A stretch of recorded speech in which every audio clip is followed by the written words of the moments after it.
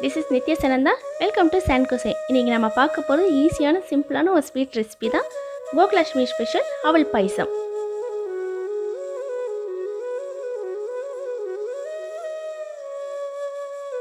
இதுக்கு முதல்ல கனமான ஒரு பாத்திரத்துல நெய் 3 டேபிள்ஸ்பூன் ஊத்திக்கோங்க. நெய் சூடானதும் முந்திரி 15 இருந்து 20 போட்டுக்கோங்க. லோ ஃப்ளேம்ல 2 ல இருந்து 3 நிமிஷம் நல்லா வறுத்துக்கோங்க.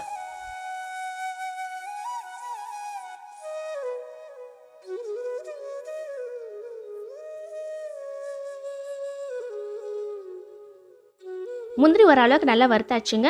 இது கூடவே திராட்சை 1 டேபிள்ஸ்பூன் போட்டு 1 நிமிஷம் நல்லா வறுத்துக்கோங்க.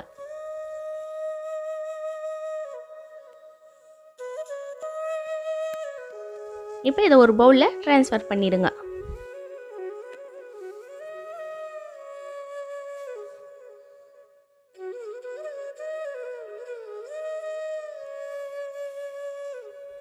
இப்போ இதே நெய்ல அவல் 1/2 கப் போட்டுக்கோங்க. மீடியம் ஃப்ளேமில் 3 ல இருந்து 5 நிமிஷம் லைட்டாக ஸ்மெல் வர வரைக்கும் வறுத்தா போதும்.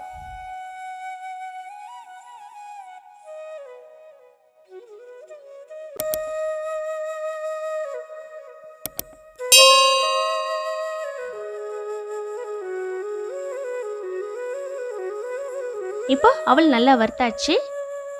தேங்காய் பால் 3 கப் ஊற்றிக்கோங்க. நார்மல் பால் ஊற்றாதீங்க, நல்லா இருக்காது. அவல் பாயசத்துக்கு தேங்காய் பால் மட்டும்தான் நல்லாயிருக்கும். மீடியம் லோ ஃப்ளேமில் 3 ல இருந்து 5 நிமிஷம் நல்லா வேக விடுங்க. அடுத்து இப்போ ஒரு பாத்திரத்தில் வெல்லம் 1 கப் எடுத்துக்கோங்க. தண்ணி 1/4 கப் ஊற்றிக்கோங்க. வெல்லம் நல்லா உருகி 2 ல இருந்து 3 நிமிஷம் கொதிக்க விட்டால் போதுங்க. இதுக்கு எந்த பதமும் கிடையாது.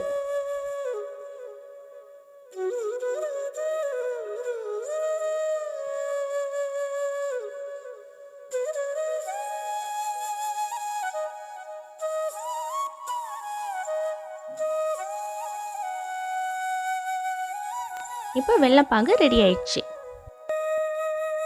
இப்போ அந்த தேங்காய் பாலோட அவல் நல்லாவே குக் ஆயிருக்கு.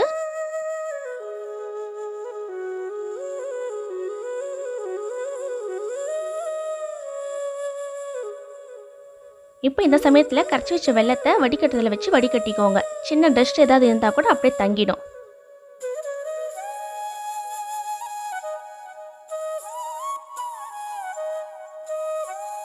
இப்போ தேங்காய் பாலோடு இந்த வெல்லம் கரையிற மாதிரி நல்லா கலந்து விட்டுக்கோங்க.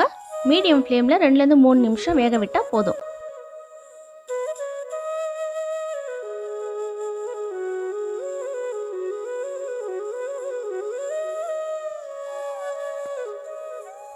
இது கூட ஏலக்காய் தூள் 1/2 ஸ்பூன் போட்டு நல்லா கலந்து விட்டுக்கோங்க.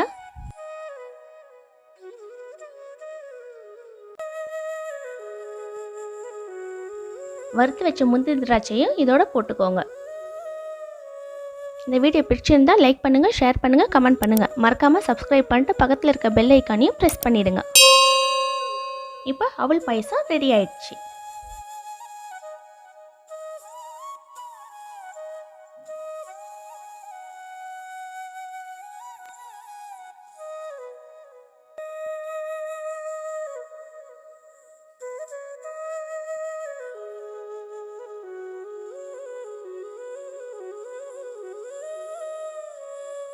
இந்த கோகுலாஷ்டமிக்கு அவல் பாயசம் செஞ்சு கிருஷ்ணருக்கு நைவேத்தியம் பண்ணுங்கள்.